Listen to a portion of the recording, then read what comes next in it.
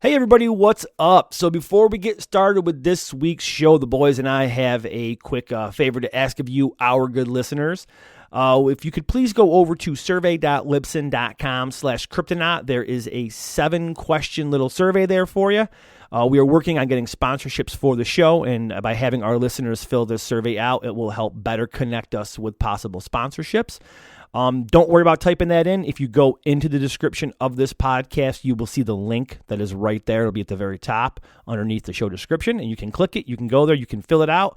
And again, that is survey.libsyn.com/Cryptonaut. If you could do that for us, that'd be great. Thank you all so very much. And without further ado, Christopher, cue that creepy music.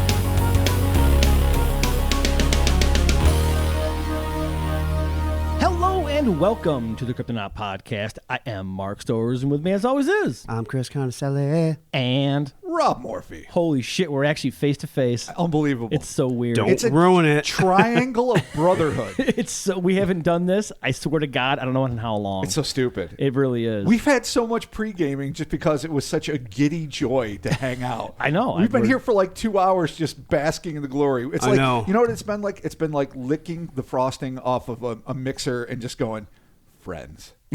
Yes, friends. I mean, technically we had a business meeting. Yeah, but you know what? It was still pure joy the whole way Yeah, around. there's like 9 different beers open. Oh my God. And Kraken. Yeah. It was mainly Kraken.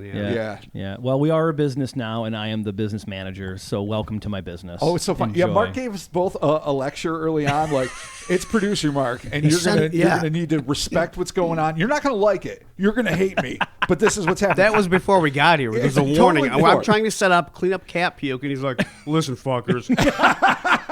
We're doing a thing, and you're going to fucking listen. And I'm like, don't even. Get out of here. And it still ended up being pure joy. To be fair, I am a strong, a fierce, a loving, and loyal, mighty boss. Fair enough. Say, right? No, I'm not going to argue with that. Okay. All right, it's fine. If someone's going to guide me, it better be you. You will all prosper under my regime. Wow. Yeah. See, like now I'm a little uncomfortable with that. I'm just saying. Yeah. We're gonna word that a little better in the letterhead. We will all listen. We're going to all work as a group together. Patreon.com/Cryptonaut Podcast. $1 is a shout out. $5 is a shout out and bonus audio. Bobby, we got shout outs to do. Let's do them. Let's begin with I eat mop who. Oh, you eat your what? I apparently eat my own fecal matter. You eat your poo. That's what I do. Is this like Alpha Cure Mother? It is. Okay. It is. But I caught it this time, unlike every other time, because I'm, a remedial fucking second grade student. Okay. But I eat mop who. Thank you. Thank you very much. Seth Hayden. Hell yeah, Seth. Thomas Mack. Oh shit, Thomas, what up? Zach K. Zach K. Melanie, and that's like literally phonetically Melanie. I love it. O'Keefe. Hell yeah, Melanie. Unskilled. Oh my God. Yeah, well, I mean, what up, Unskilled? Robert Vitro. Hell yeah, Robert. Ben Forsyth. Oh, Ben, what Nice. up? Sebastian Justinger. Damn, that's a nice name, Sebastian. Oh, yeah, it Wow, is. Justinger. Hell yeah. No. Oh, it seems like that's a verb, but I'm not sure what to do with it. Yeah, no, me neither. I love it, though. Or at least a title of a vigilante. Totally. Alistair Crowley. Oh, Mr. Crowley. Oh, I was in but is it really? I was just in the bathroom, and I went, Mr. Crowley. No, it's true. You did. Yeah. And you startled Chris and I. And we're Yeah, like, we just heard a high-pitched happened? whine, and we're like, someone's dead, I guess. Oh. Yeah, Crowley no, it for was days. just me praising Alistair Crowley. Ultimate power bottom. Ultimate power bottom, baby, all the way. Red Dead Mantic. I went over this one a couple of times. Yeah. I couldn't figure out if this was one of the trick ones. I don't think it is. Red trick Dead Mantic. Are we missing it? I feel like we're missing it, but I've gone over it a couple of times. I passed it by a couple of guys at work, and they're like, no, I think you're okay. Yeah. I don't see what it could be, but then again, I miss shit all the time. Yeah, it sounds legit. I'm gun shy. I'm not going to lie. Right on. Okay. But don't be gun shy about David Heiser. Oh, David Heiser. What's up, brother? And Kelly Morocchino. Oh, Kelly. Excellent last name. Holy shit. Killing it with the last name.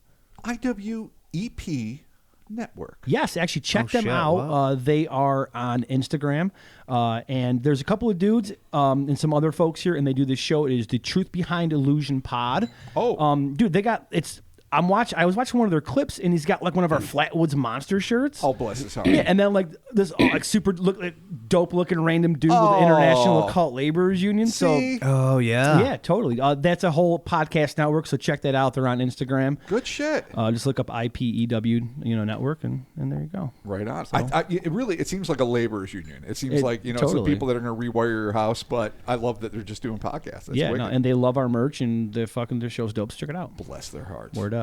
Cliff Whitlock. Hell, oh, Cliff. damn. Oh, yeah. Wow. What up, Rarely Cliff? used. Yeah, I know. That's a great PI name between like 58 and 62. Oh, totally. Like Yeah. before the Summer of Love by a good bit, when things were still a little patriarchy, but Totally. hardcore. Definitely. Cliff. No doubt. Cliff. Yeah. Thank you so very much. Whitlock, lest Definitely. we forget. Queso Libertad. Are we getting tricked with that one too? Yeah, I don't know. I hope not. I mean, I know I love queso. I'm not going to front. I know. Fat guy loves cheese sauce. Fucking headline news, I know. But still. Yeah.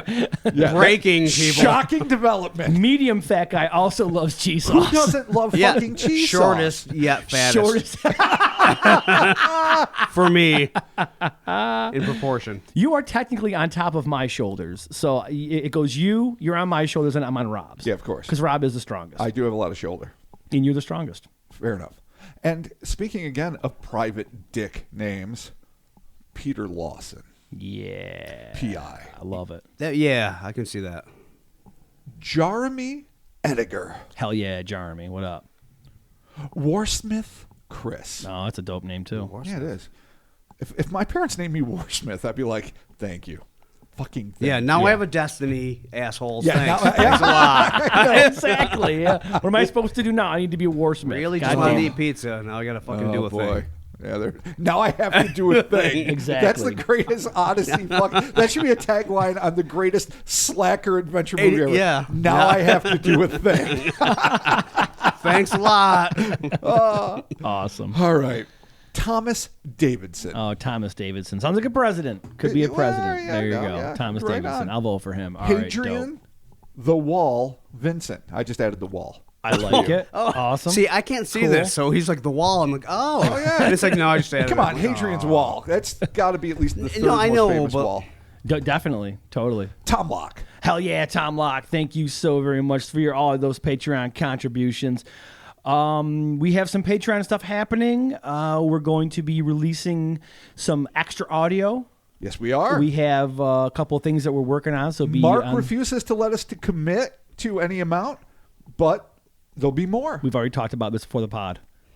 I'm See, not he's supposed to- mad. There will be See- bonus see? audio. There will be bonus There will audio. be more there will bonus be audio. a non-specific amount of bonus audio. You will not put Mark Baby in the corner. No, you won't. You will not tie me to a number. good Apparently, sir. you forgot the whipping we got. Yeah, I know. Because we tried to give You know what? stuff. See, the thing is, it's my punk rock ethos. Even though I was hurt and cowed beforehand, when it came down to it, I had to say The truth, We yeah. can't say how many more you're going to get. It will be more. There will be more. We will not give a specific number, but there will be more bonus audio. Now, it is going to be on the $5 tier, but we are working on a little something special for the $1 tier. I feel Yes, like we I are. wouldn't trust us anymore. People trust I would, us. don't trust Mark. Yeah. Okay, but trust first- Chris. Wow. Chris is back. You guys are all getting memos from HR. I hope God you're happy. damn it. You're getting a TP report. You guys are in so much trouble. You're in so much trouble. This week we're talking about anchors ahoy, demon ships and storm wizards. Wow. To be completely transparent, because I am a good boss, I'm a loving, kind, charitable boss. Wow. I thought this was anchors ahoy. That's what you said. Oh, I did? Yes, you you actually did. said this at the beginning. You actually read the word away and it's like, is that pronounced ahoy? And I'm like, not in any fucking language I'm familiar with. I admit when I'm wrong, and I was wrong. Anchors Away. away. It's not ahoy. Guys, it clearly says Way. I don't know what's happening. Mark's on dope. Have you ever seen a package of Chips Ahoy? Did you ever read the word Ahoy? Now that you say that, it's AHOY. Yeah, it's literally okay. Ahoy. When you get on a scale and it says Way, do you think it says Ahoy? what does Hoy mean? Wow. Dear produce person, what do I do with a bag of asparagus and it says Hoy? And again, you will be receiving a letter from HR. I hope you're happy. Let's get started with millennia before terms like flying saucers and UFOs became common vernacular. Scores of witnesses claim to have spied bizarre boat-like vehicles in the heavens. These cloud ships not only superficially resembled sea-bound vessels, but came complete with uniformed crews and colossal anchors, which dragged across the soil and had the tendency to get hooked on earthbound objects, both inanimate and very much alive. Ain't that some shit? Damn, colossal anchors.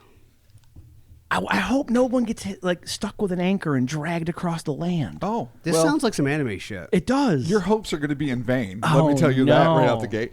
And secondly, to Chris's point, anime as fuck.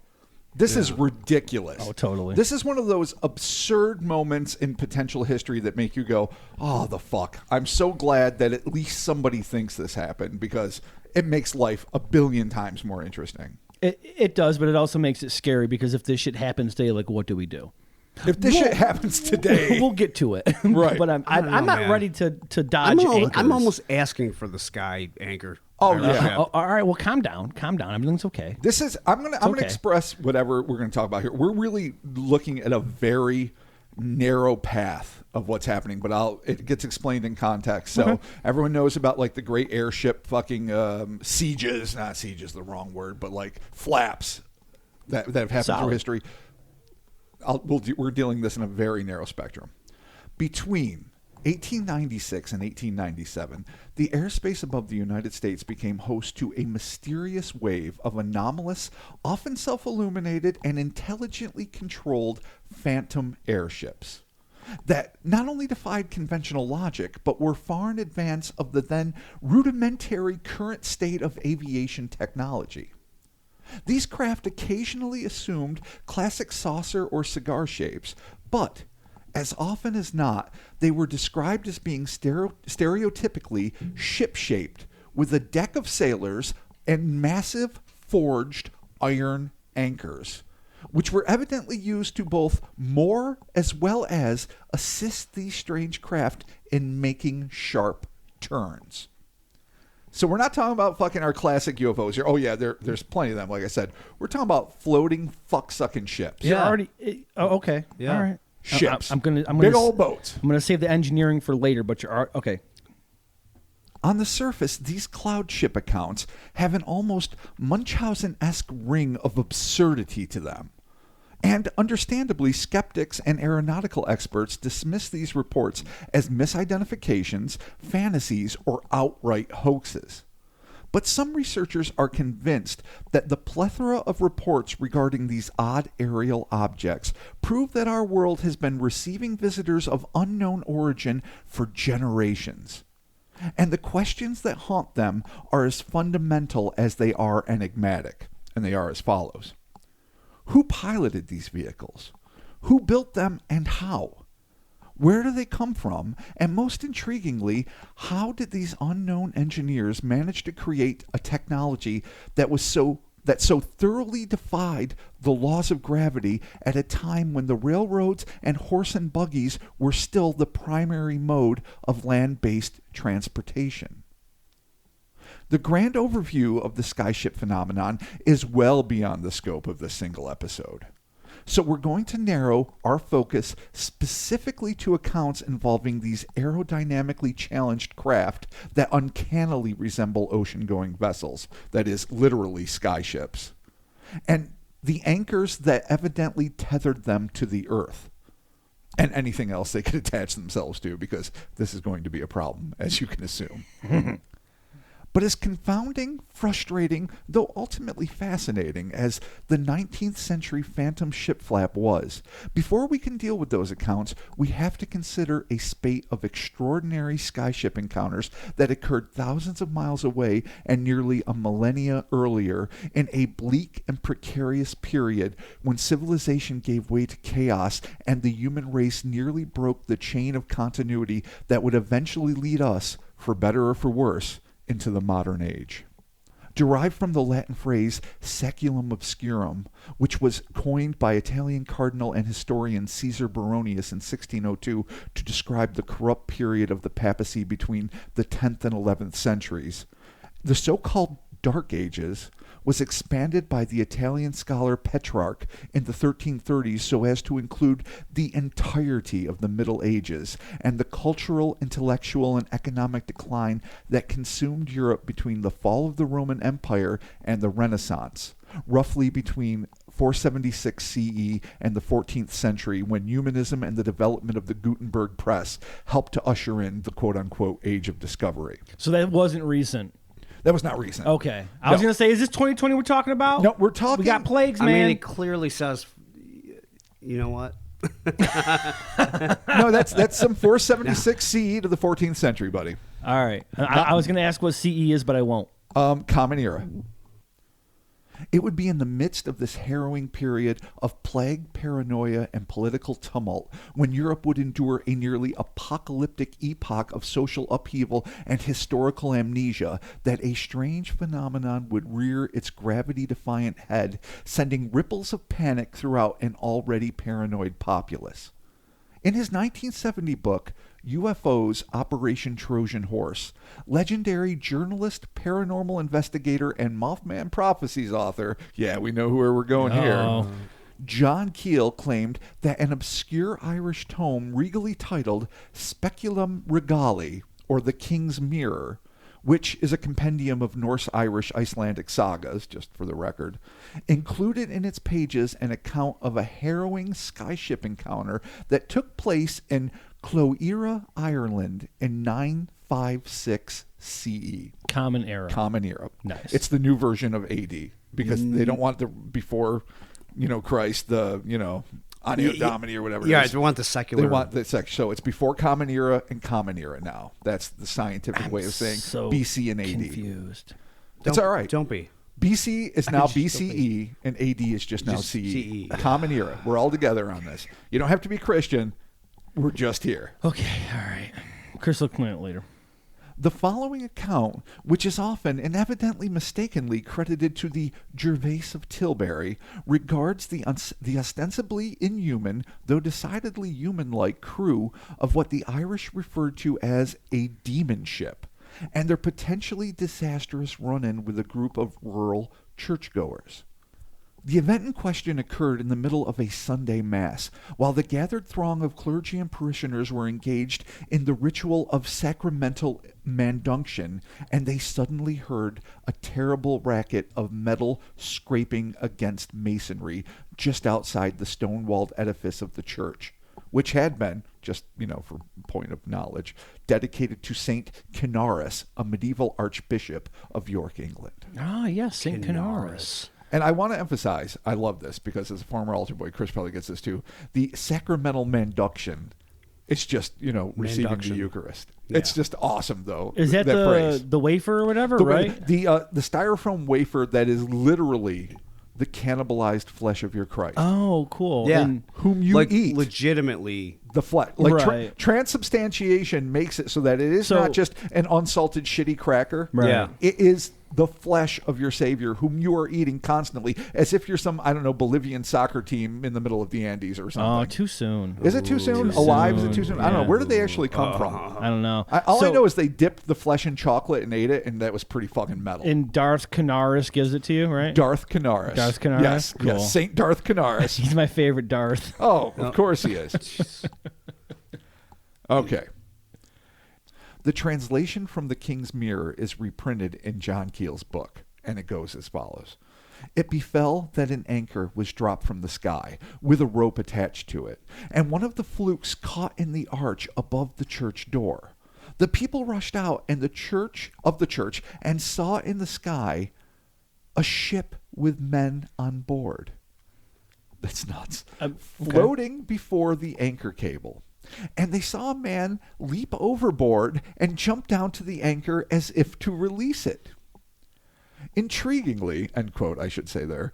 Intriguingly, the man didn't scurry down the rope as if inexorably drawn earthward by the force of gravity, but, much like the vessel he descended from, he employed an altogether more baffling method of locomotion. Quote, he looked as if he were swimming in water, end quote. All right. So you've got a floating ass clipper ship. Right. And the And dude jumps, dives into the ether. He pulls, yeah. But all unlike right. a skydiver or any normal motherfucker, some He D.B. swims. Cooper ass motherfucker that's going to Right. plummet to the earth or have a parachute, Right. he's just fucking casually doing the deep dive. Weird. Yeah, Okay. I should say so. Okay. The translation continued, quote, the folk rushed and tried to seize him, but the bishop forbade the people to hold the man, for it might kill him. He said, the man was freed and hurried up to the ship, where the crew cut the rope and the ship sailed out of sight. But the anchor is in the church and has been there ever since as a testimony. Like it's End still quote. there? Well, that's what they say. But here's a couple of problems Okay. with Cloera and this church. Nobody knows where the fuck this city is. Like, it's either an ancient Irish city that just vanished, or nobody kept good records on it. Right. And Saint Canarius, or whatever his name is, he worked for Edward the Confessor. He was a prominent dude. He literally was canonized. But there's no known real church for this. So this is one of the many confusing moments that the skeptics delight in, and probably rightfully so. The unknown city. The unknown city. Interesting. Dude, Dan Brown. Every time I try to type it in, Damn, nothing is on Google. I'll tell you what comes up: cholera. Constantly cholera. I you actually type in, misspelled. Yeah. how do you pronounce Cloera? And then I hit it, and I didn't read what it said because that's what I typed It's in. cholera. Cholera. Nice. I'm like, what is that? How you say it? And I'm like, no, that's how you say that fucking disease. Okay. So it's a All little, right. it's a little dubes. Okay. It's a little dubes. Little skeptical. Yeah. Little Shermer. All right. Yeah. Little Shermer. Okay. Intriguingly, in Chapter 33 of 1968's United States Air Force Academy textbook, and I quote, this is the title, Introductory Space Science, Volume 2, Department of Physics, USAF, edited by Major Donald G. Carpenter and Lieutenant Edward R. Thurkelson. I love that. That's like a name. dry fart read right there. That just sucks to read. Oh, Yeah. no. You don't wanna but it's fucking- actually not, because I've read Chapter 33. Oh, okay, all right, Because okay. the chapter of 33 is titled Unidentified Flying Objects. In the book. Yeah. Okay. And it's amazing. Reference was made to the Cloera event and the diabolical aura which surrounded these so-called demon ships. The book was allegedly removed from the USAFA curriculum in the 1970s, due in part to the controversy surrounding Chapter 33. Here is an excerpt. Quote, even the Irish have recorded strange visitations. I love even the Irish, as if they're the most steadfast, hardcore, non-mythological people ever, and not the most sloppy, folklore-ridden, brilliant fucking, loquacious Yeah, what metrics orators are you ever. using for that one? For usually, they're all math and hard science, Right, but yeah, right. Now, even the Irish. Normally the Italians have their spaghetti monsters and shit, but this is different. We've This got is the fucking completely Irish here. different. That's fine. In the Speculum Regali, in the Cunungus Scugsia, I don't even know what that is, and I know I'm mutilating these words, and other accounts of the era about 956 AD, are numerous stories of, quote, demon ships in the skies. In one case, a rope from one such ship became entangled with part of a church. A man from the ship climbed down the rope to free it. In all of his actions, the climbing man appeared as if he were swimming in water. Stories such as this make one wonder if the legends of, quote, little people, unquote, of Ireland were based upon imagination alone, end quote. This is a fucking Air Force textbook. This is in the air. So when you join the Air Force, you're like, I'm going to go fly planes and do shit. And then you read this and you're like, I'm a fucking Ghostbuster. Yeah, no and shit. You're fucking busting demons. Yeah, and the shit. swimming water thing is like... It's weird, yeah. That's weird. the mind blower. I know we're going to break this down a little more thoroughly in a minute, but to me, a flying fucking ship is fucking weird. Well, yeah. You're A like, lot of Flying things are Dutchman, weird. I'm dead. Yeah, exactly. That's so apocalyptic. But the swimming dudes, it's on. It's weird. All right, strange. And it only lasted 2 years. You got 68 to 70, and then they cut that shit right out of the curriculum. Yeah, someone in the Air Fuck Force that has to be noise. like, hey, guys, let's remove this. Especially when the author's going, so maybe the little people weren't just imagination. I'm sorry.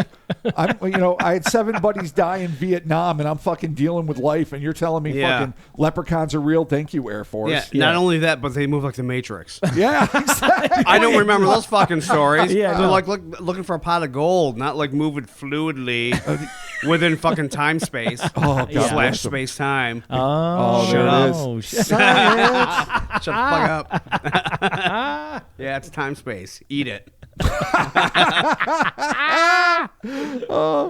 While the first instinct for most is to assume that this is little more than a bit of fanciful folklore from a country rich in mystical tradition, says Uncle Rob, who fucking is familiar with how the Irish really are, or perhaps even an unnecessarily fantastical parable about being merciful to strangers, there would be other events that transpired centuries before, which may not exactly lend credibility to the previous report, but do seem to indicate a distinct pattern. Patterns here. Patterns. Okay. The famed monastery of Clonmacnoise was founded on the banks of the River Shannon in the county Offaly, Ireland, by St. Kiernan in 548. So Irish. Oh, it's so Irish. So goddamn Everything. Irish. It's so green. It's so green, and there's dancing, and there's booze. It's dope. It's Irish. This monastery, the Clonmacnoise, survived millennia of raids and invasions until it was finally destroyed by the English invaders in 1552. Son of a bitch. Those bastards. I know. You can't help it. You pick sides. I've got English heritage. I've got plenty of Irish heritage. Oh, those rat bastards. Oh, I tell you. Not in 15. Not Clonmacnoise. You didn't dare, you bastards. You rat bastards. He fucking turns into Sons of bitches. He turns into Braveheart all of a sudden. I know. I got face paint. I got man tits, and I'm ready to fight for my heritage. No, right? Yeah, standard ops. You're throwing claymores across the field. Yeah, no, swords bigger than everything. Scaring children. I'm not even confident Clonmacnoise is how you say that. We'll get to it. Do you know how we get to this? I actually checked all the pronunciations. Almost every pronunciation in here, I tried to triple check through various pronunciation websites, and I'm telling you, That's legit? Clonmacnoise is how they said to say it. All right. Okay. Clonmacnoise. I mean, I'm not saying I'm right. I don't know how to say it Oh, right. maybe that's phonetic, and there actually is a spelling out there that No, that's the literal Oh, spelling. it is? Oh, So okay. when I first read it, I was like, oh, how the fuck do I say it? I was fucking having complete seizures in my mouth. And then it said, no, it's phonetically what it is. It's Clonmacnoise. Deal with it. That's not possible. I with the know. Irish. I know. The monastery, getting back to the point, was the site of many epic battles and significant events, but none quite so strange as the legendary encounter the Clonmacnoise monks had with a skyship and its occupant. We got monks. According to historical chronicles, the monks were in prayer in a small private chapel known as an oratory when, much like the previous account, the anchor of a cloud ship became entangled in the altar rails, bringing the floating vessel to a sharp halt.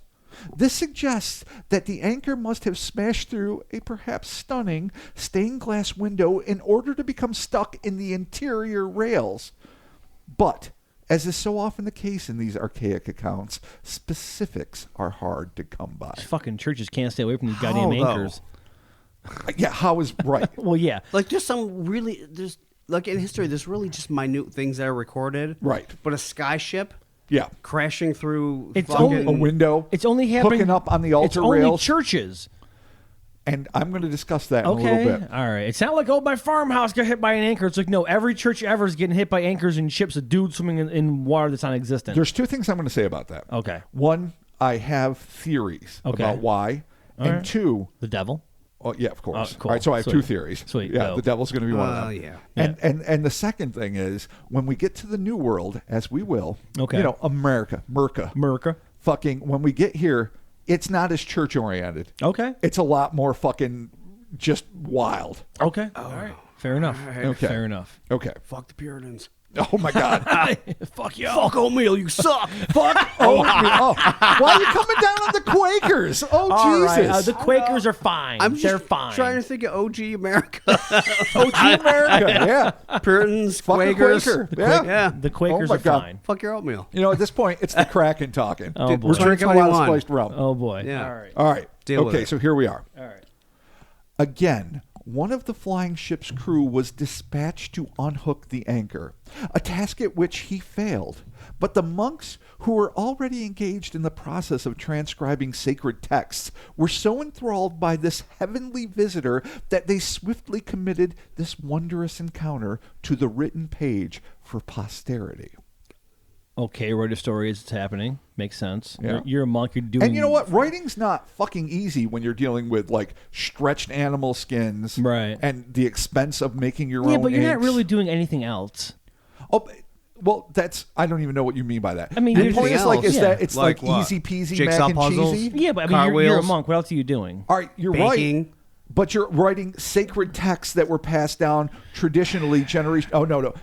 Cringe you not. really? It doesn't matter what you think about the text. The Look- fact look is, at him. I Look know, at he's him. so like, oh the fuck. Were What else you we really doing? doing important work? Listen, I have my Apple Watch right here. Oh, my okay, you know God. what I'm going to do right now? Okay. I'm going to check my Bitcoin investment. Okay, 21st There it century is. digital douche. You could do more with that watch than anybody could ever do besides plow a field. Yeah, Look, exactly. they're writing it down, Robert. What are they writing down? So, Mark while Zuckerberg. they were preoccupied with the sacrosanct text of the Lord Jesus and his many followers, they took the time to separate themselves from it, use velvet or whatever the fuck this great, stretched skin was, and they wrote down this event. It is significant because their only job is to write down churchy shit. Constantly and with great flourishes and beautiful artwork. Sure. The fact Right. that they took the time to write this alternate thing down that has nothing to do with the word of Christ, nothing to do with fucking God drowning half Yeah. of the motherfuckers, Okay, all not right, even half, all right. 99% of the people, is significant in and of itself. Maybe I approached them with aggression. I'm sorry. All right, Apple Watch. Aggressor. Aggressive. Wow. Aggressor 2021. That should be a creator song. Aggressive. Of course it is. It's got- Why is Well, it not? they can't come after betrayer. They can't do that. It's cheating. No, you got to. But Betrayer Part 2 is aggressor, and it's just betrayer. Can I- Millie and Creator have never stopped delighting. I got to say. I fucking love. I love Creator. They have Creator. they've No. never stopped God being damn it. brilliant. Can we just take that I one follow moment to say Millie this? on Instagram, and he's doing yoga, and he's got fucking dope guitars, and he's cool as shit. I met him once. I was hammered and you I were took the right picture, there. and Yes, your you did. fist was right in front. of my face. Yeah, you did a metal sign and then I took a picture. And I it's literally right in front grabbed of your him like I fucking- grabbed my son. He's the same height. Yep. So, He was Adorable. alarmed. He was coming out of the parking lot, and Mark's just like, hey, "I'm drunk," and he's like, there was, he was threatened for a couple seconds, and he's course, like, but "Oh then he yeah, realized- it's a fan." Yeah. Listen, it's great moments in drunk Mark history. Dadge and Millie There we go. together. All right. Good show. Moving on with airships. Indeed, we are. Excellent show. Yet another piece of historical text that would seem to confirm the existence of quote-unquote sky sailors, as they were known, hailed from the 9th century CE and came from the pen of the Archbishop Agobard of Lyon. A prolific author and virulent anti-Semite. Yeah, he's a shitbag. Jesus. No, dude, it was Christianity back then. God. I'm not saying that defensively. Fuck this dude. Oh, yeah. No, Fuck this Jesus dude Christ. repeatedly and non-endingly. But that's just what he was. Archbishop Agobard was a Spaniard who was born in the year 775. The young man moved to Lyon, France I want to add a 19 to everything, in 792, and would take his vows of priesthood in 804, eventually becoming the Archbishop of Lyon during the Carolingian Renaissance. Sometime after he received his vows, Agobard scribed the Latin text for, and I am going to mutilate this, Liber contra insulum vulgi opinionem, roughly translated as, quote, on the other hand, the opinion of the common people. Okay. It's so condescending. Yeah. It's so shitty. Yeah. Like, all the important stuff we need to know, and on the other hand...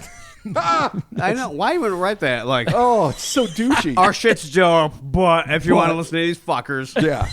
quote unquote.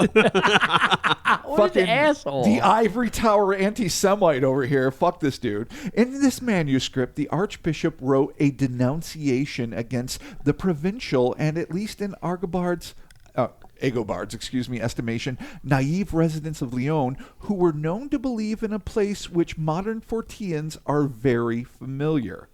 Writing that the citizenry was convinced that these craft hailed from, and I quote, a certain region called Magonia, from whence come ships in the clouds. End quote.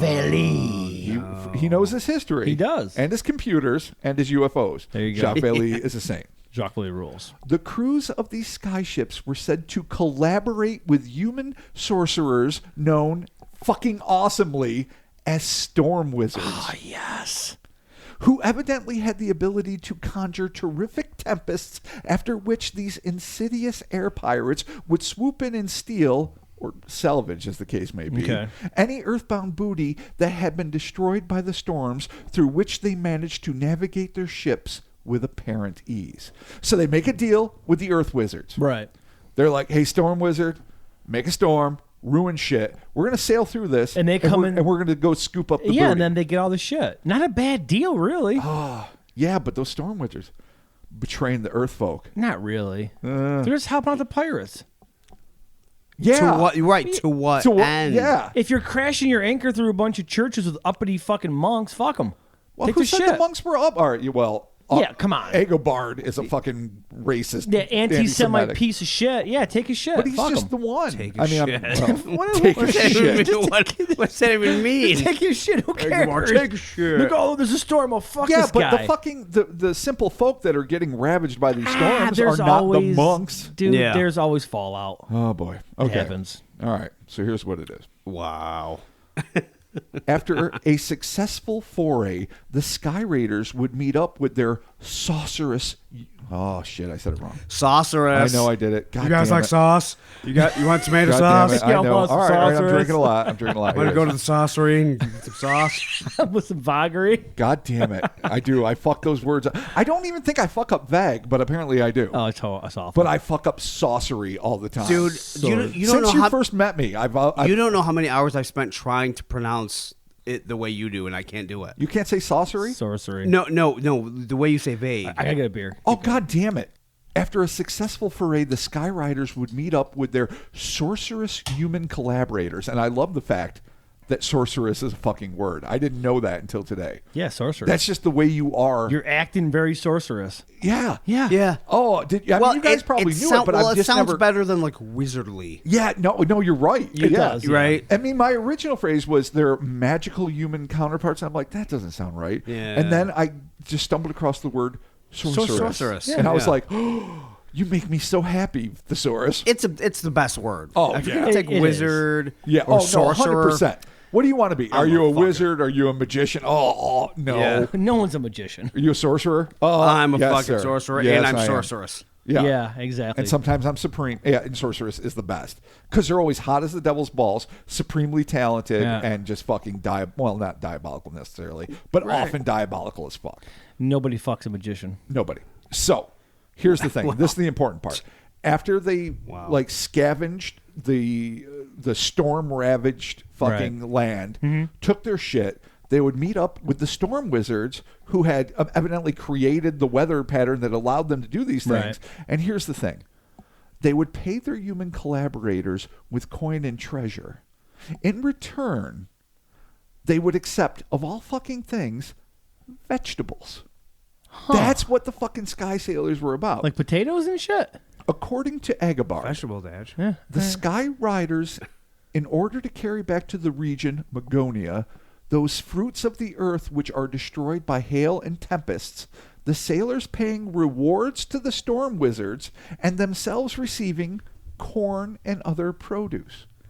So they're giving legitimate treasure and whatever to the storm wizards that conjured up this fucking right. You know, and it's totally like Dragon Slayer. It's milk in a aquarium clouds. It's fucking nightmarish. You know, early '80s optical effect storms. They're doing this shit.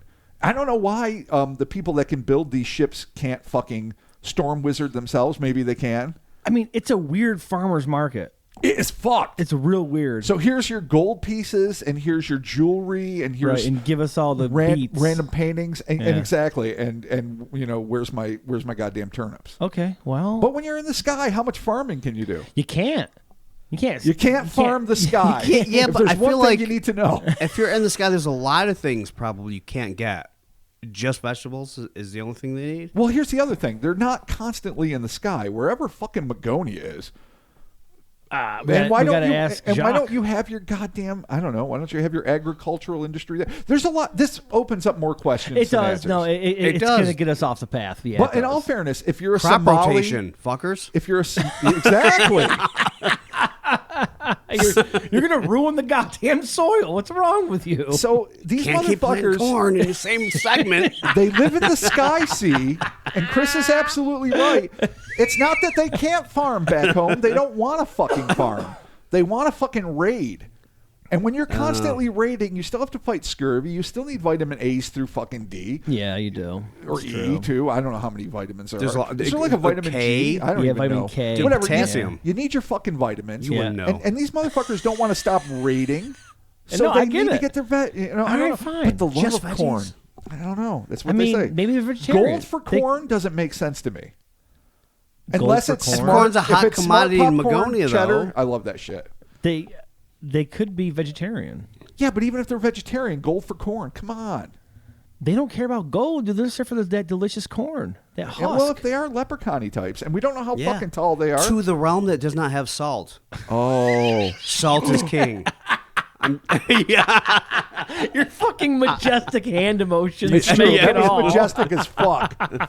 Oh. Or in a saltless land, which these people In a come land from. without salt, the Salt cob is of corn king. is worthless. God, all right. We all look at currency differently, okay? Yeah, no, you're right. We all look at currency differently. Maybe these people are all about their corn. It's their Bitcoin. I'm talking about it again. Why do you do it? There's Because no crypto veggies. No, there is not. It's their, a lie. It's their Ethereum or fucking Litecoin. Oh my god, Dude, all right. corn is up 3.5 today. No, it's actually not. It's down. Bitcoin. It's not looking Bitcoin's good. down 6. It's not looking good. I'm down Oh, like yeah, 80 bucks. Bitcoin. Anyway, I'm down 80 bucks. Continue. Oh my god, stop doing it.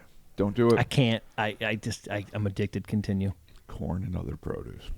The Archbishop also testified that he bore witness to 3 men and a woman who had apparently plummeted from one of these floating vessels. Oh no. And this is what he had to say, quote, "Out of the number of those who believe those things possible, I saw several exhibiting in a certain concourse of people, 4 persons in bonds, 3 men and a woman, like they had said, had fallen from those same ships, and they had brought them before the assembled multitude to be stoned. But the truth prevailed."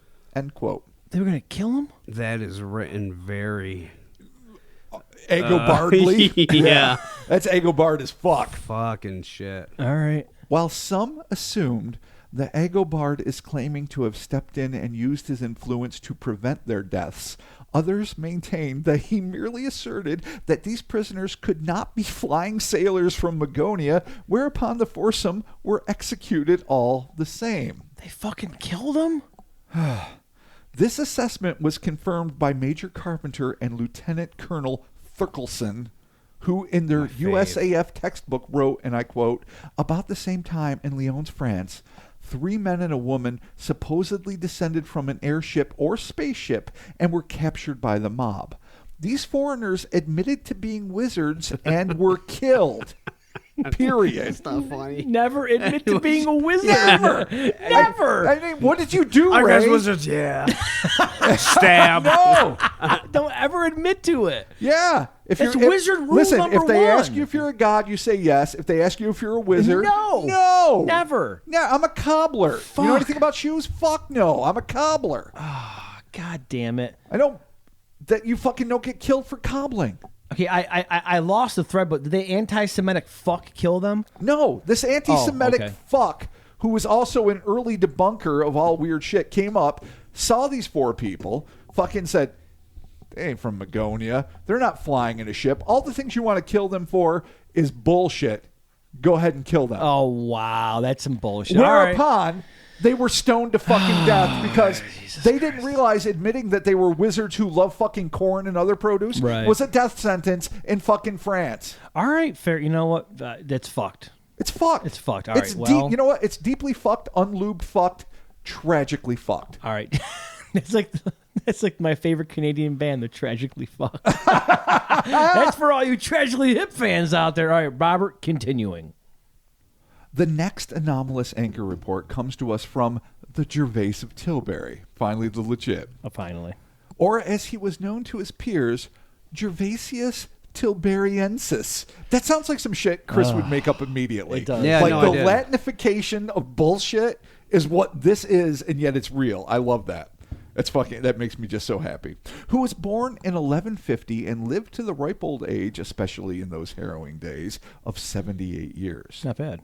The Gervais was a lawyer, statesman, and writer who, like Charles Fort, John Keel, Jacques Vallée, and Jerome Clark, and scores of others, was seemingly compelled either by choice or at the behest of his rich benefactors to chronicle some of the stranger stories he stumbled across. One such tale was that of, yeah, you guessed it, a ship-shaped airboat and its misplaced anchor. The tale was published in the Otio Imperiala, or Recreation for an Emperor, Fancy. which he wrote for his patron, Holy Roman Emperor Otto the fucking Fourth, between the years 1210 and 1214. You gotta love it. You're writing a book for one dude. You call it The Recreation of the Emperor. Roman And you're Emperor, writing it for the Holy fucking Roman Emperor Otto the Fourth. Wow. The event, which was said to have occurred in Tilbury, England in either 1200 or 1207, was similar to the alleged Cloera event in that it involved a church, but this time the conclusion of the encounter would be much more tragic. According to the report chronicled in the Odio Imperiala, I think I'm saying it right, Imperialia, we'll just go with it. It works. In the midst of the Sunday Mass, parishioners were startled by a loud noise emanating from outside the church. Again, common theme. The worshippers and the vicar swiftly made their way outdoors to investigate the source of this mysterious clamor when they noticed what they described as a quote-unquote anchor, which had become entangled with an old gravestone that had been incorporated into the churchyard wall. First off, why are you doing that to tombstones? But whatever. I mean, if it's there, build around it. Fuck it. Yeah, but I mean, incorporating it into a wall? Yeah, if it's already there and you got to build a wall anyway. I'm not going to digress do it. so much, but I'm going to say this really quick. My dad's dad was the caretaker of a cemetery across from the high school. His brother carved all the tombstones. Whenever he fucked up and made a mistake on a tombstone, he had to keep it, own it, or whatever. Oh, no. Or when the people couldn't pay. Right. So they owned a camp up by Owasco Lake, which had a creek. They paved this entire section of the creek with flat marble tombstones that no one paid for. It was the best natural water slide I had ever been on. Oh, yeah. And yeah, it it's felt on like marble, it yeah. felt like fucking, like Poltergeist, where I thought a cemetery got washed down. I didn't realize they had actually paved the creek with tombstones. But we'd sit at the top and it was just marble water joy, and then it'd be about s'mores and fucking around. But the dead have never made more fun for kids. Yeah. Ever. So I just had to and say it was that. just a bunch of carving mistakes because Just carving mistakes or people that couldn't pay. That's fine. And sometimes he'd give freebies. I'll be honest. He seemed whatever. like a good dude. All right, but cool. fucking, and these guys, God bless them. My grandfather died when I was like a year old, but that uncle died long before I was born. They were doing the shit like forever ago. But the fucking water slide of tombstones is one of my favorite childhood memories. Craftsmanship. Okay, so here is a translation of Tilbury's account from the Odio Imperiala. A strange event in our own times, which is widely known but nonetheless a cause of wonder, provides proof of the existence of an upper sea overhead. Think about that concept. Okay, weird. Nobody talks about that. That's not fucking flat Earth. No. That's not fucking extraterrestrials. That is the sky sea. That's crazy. Yeah, it's a lot. I fucking love Well, that idea. Yes, you have to define what you mean by sea. Right. But yes, I get exactly what And you're upper saying. sea overhead. It occurred on the feast day in Britain while people were struggling out of the parish church after hearing high mass. This day was very overcast and quite dark on account of the thick clouds. To the people's amazement, a ship's anchor was caught on a tombstone within the churchyard walls, with its rope stretching up and hanging in the air. They were advancing various opinions on the matter to each other. So this is interesting. You just see a fucking rope shooting up into the fucking churning clouds. You don't know where it's coming from. The anchor's hooked up into the wall, and you're like, well, let us advance theories to our neighbors. Yeah, I'm like, what does that even mean? They're being awfully gabby over there. Oh, my God. When after a time they saw the rope move as if it were being worked to pull up the anchor. Since, being caught fast, it would not give way, a sound was heard in the humid air as if a sailor was struggling to recover the anchor they had cast down. End quote. At this point, one of the airship's mysterious occupants, or quote-unquote sailor, as he was dubbed by Gervais, was apparently commanded to dive overboard and make his way, hand over hand, down the rope in order to dislodge the trapped anchor. Hand over hand going down? Just bloop, bloop, bloop. But, Okay, you know, all right. it's, I mean, it's All right, what you weird. would do, I suppose, if Yeah. you're In the sea, in the air, apparently. All in right, the, whatever. yeah, the upper Dude, sea. heart to heart, hand to hand. Yeah, Oh, my God. Get it together. Step by step, heart to heart, left to right, left. We Step all by fall step, down. Day by day. Like toy soldiers. Martika. Martika. Come on. Kids Incorporated.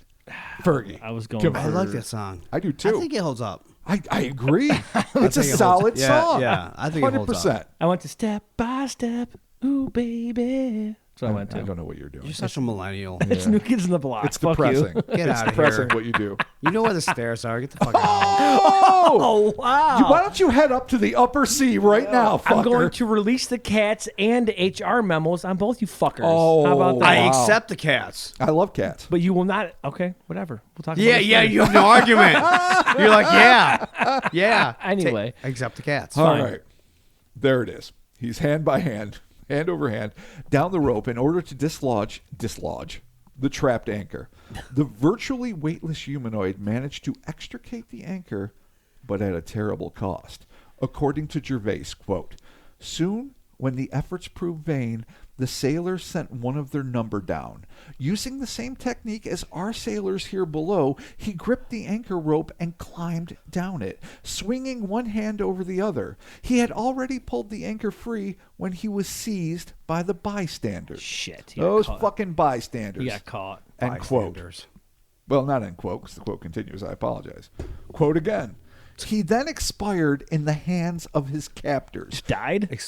Expired. Okay. Yeah, All died. right.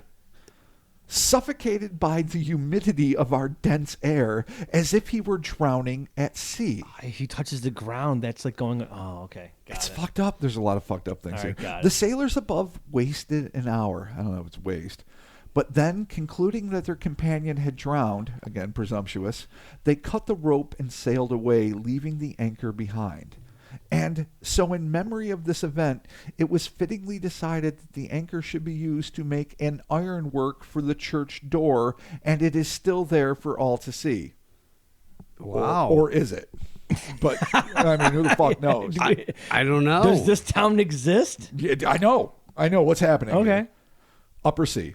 According to folklorist Catherine Briggs, this strange tale is unrelated to any other British legend or supernatural tradition and is therefore, quote, one of those strange, unmotivated, and therefore rather convincing tales that are scattered through the early chronicles, end quote. Despite that claim, England was evidently chock full of mystifying airship stories, such as this account, which is often attributed again to the Gervais. I don't know why he gets so much credit. Fucking Gervais. And allegedly occurred in 1211 or possibly 1214. These dates are notoriously difficult to pin down. In Gravesend, which is located in northwest Kent, England, and we remember that as in November 1963, the temporary home of a waddling winged headless wonder, which we know is the Bat Beast of Kent. At Isn't least that the episode that Chris passed out on? It's It's the episode that Chris. Yes, he functionally died at the end. and we were closed. We were too drunk to deal. That became a Patreon episode, didn't it? You guys don't understand.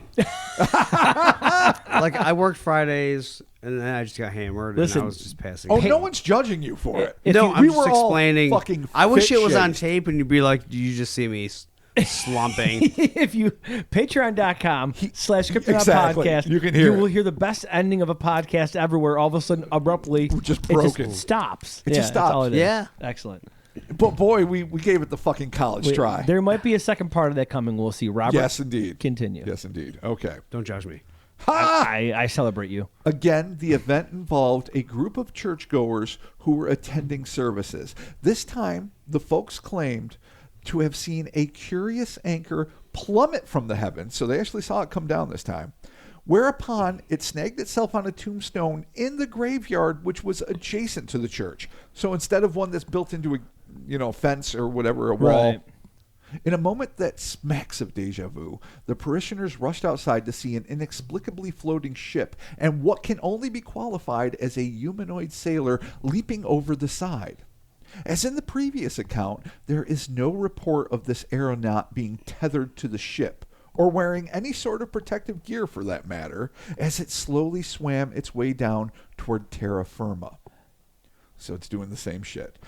The God-fearing mob, almost certainly incited by fear or perhaps overcome by the exhilaration of contacting what might well have been construed as a divine life form, attempted to subdue the being. But he must have heard of the fates of his less fortunate brethren and swiftly managed to scurry back up the rope unharmed. So this guy just scuttled back. Yeah, Didn't he's like, die. fuck it. The lucky sky swimmer's comrades saw what transpired from high above and sagely cut the tether that attached their craft to the trapped anchor, and the vehicle, quote-unquote, sailed out of sight. According to legend, a local blacksmith made ornaments from the abandoned anchor that were used to adorn the lectern in the house of worship. An alternate version of the tale suggests a more grim fate for our poor aeronaut, and, like his Tilbury counterpart, this being was said to have drowned in the arms of his assailants, at which point its fellow crew members cut him and the anchor loose. In this version of events, the anchor was melted and forged into new hinges for the church doors. Other sources claim a phantom ship was spied in the British skies over Bristol in 1270. Unlike previous cases, this vessel was said to have actually come down to Earth and landed without the evident assistance of an anchor. But when the sky pilot descended the ladder to the firmament, it apparently suffocated in our atmosphere or succumbed to the pressure and dropped dead on the spot. So this is a whole other type of case. There's a lot happening. There's a lot happening, and we're going to get a chance to deal with all Okay, of it, all right, and we're all getting there.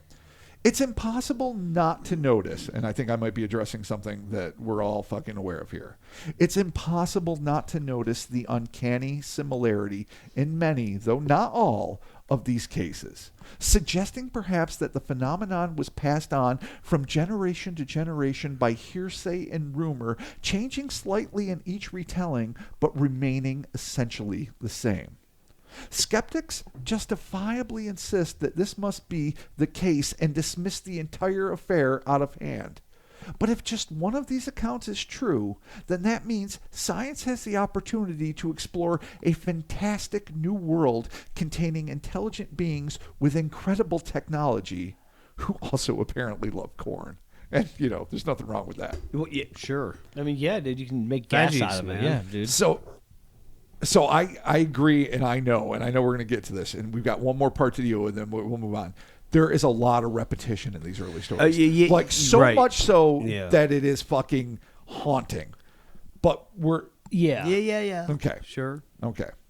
Now, before we get caught up in assuming that stories of skyships are limited to a loosely cataloged array of medieval fairy tales, let's jump forward to the 19th century, where a supposedly real-life game of cowboys and aliens was playing out over the vast blue skies of the storied American West. Just when it seemed that tales of sky wizards and demon ships were safely relegated to archaic legends hailing from the Dark Ages, newspaper accounts from across North America were abruptly riddled with strange tales of mysterious aircraft soaring overhead and, as should be expected, a few of the cloud-dodging boats came equipped with anchors. In goddamn America. America. Son of a bitch. Makes sense. First known report of a UFO dropping anchor in the New World was published in the April 5th, 1897, edition of the Saginaw, Michigan Evening News. The newspaper reported that a farmer by the name of Robert Hibbard had an all-too-close encounter with a skyship anchor on March 26th, 1897. Old 1897. March 26th. That's right. 1897. Saginaw, Michigan. Hibbard. The event, which allegedly took place just 15 miles outside of Sioux City, Iowa, is so farcical on its face that it almost seems like it could be the plotline for an unproduced silent comedy wherein Buster Keaton or Harold Lloyd battles a bizarre flying boat. Or better yet, a mid-70s Benny Hill sketch. But I'll let an excerpt from the original article speak for itself. Quote, on the night in question, Hibbard says he was tramping about his farm in the moonlight when suddenly a dark body, lighted on each side with a row of what looked like incandescent lamps, loomed up in the distance to the south of him at a height of perhaps a mile from the ground. He watched it intently until it was directly over his head. At this point, the skipper evidently decided to turn around. In accomplishing this maneuver, the machine sank considerably. Hibbard did not notice a drag rope with a grapnel attached which dangled from the rear of the car until it suddenly, as the machine rose again from the ground, hooked itself firmly in his trousers and shot away again to the south. In his trousers? Trousers. All right. Okay. End quote. All right. Well, shit. The anchor apparently dragged the panicked farmer nearly 30 feet before he stumbled onto his salvation via a tiny tree and a pair of torn slacks. The Evening News goes on to detail Hibbard's daring, albeit embarrassing, escape from the clutches of certain doom, stating, quote, on the bank of the dry run, where the farmer finally made his escape, grows a small sapling.